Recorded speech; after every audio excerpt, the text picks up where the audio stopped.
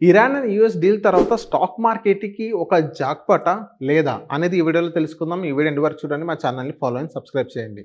Iran and US deal తర్వాత global మార్కెట్‌ని ఒక పాజిటివ్ సైన్‌లో మనకి చూడడం జరిగింది. ఏదైతే స్ట్రెయిట్ ఆఫ్ హార్మోస్ ఇరాన్ వాళ్ళు కొంచెం టైటన్ చేశారో, ఇప్పుడు ఈ డీల్ తర్వాత స్ట్రెయిట్ ఆఫ్ హార్మోస్ అనేది అక్కడ కొంచెం ఫ్రీ అవ్వడం జరిగింది.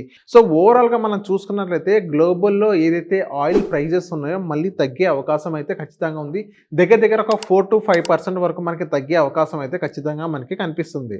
ఇండియా ఏదైతే క్రూడ్ ఆయిల్ ఏదైతే ఉందో ఎక్కువ భాగం వేరే దేశాల పైన డిపెండ్ అయి ఉంటుంది. దానివల్ల అయితే అక్కడ స్ట్రెయిట్ ఆఫ్ హార్మోస్ నుంచి ఇండియాకి వచ్చే ఏదైతే బెరల్స్ ఏదైతే ఆయిల్స్ ఏదైతే ఉన్నాయో అక్కడ ఫ్రీజ్ అవ్వడం జరిగింది.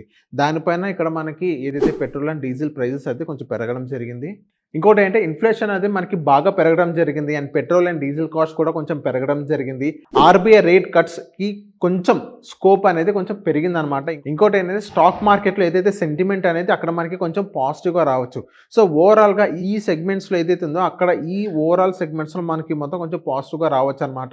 ఇప్పుడు ఓవరాల్‌గా ఇప్పుడు మనకి ఆయిల్ ప్రైసెస్ అనేది మనకు కొంచెం తగ్గబోతున్నాయని కూడా మన దగ్గర ఇన్ఫర్మేషన్ వస్తుంది. ఎందుకంటే బెరెల్ కాస్ట్ కొంచెం తగ్గింది కాబట్టి, బెరెల్ కాస్ట్ తగ్గించిన తర్వాత మన ఆయిల్ ప్రైసెస్ ఇంకా తగ్గుతాయా? లేకపోతే పెరుగుతాయా? అనేది ఫర్దర్‌గా మనం చూద్దాం. అంతలోకి మా ఛానెల్‌ని ఫాలో అండ్ సబ్స్క్రైబ్ చేయండి.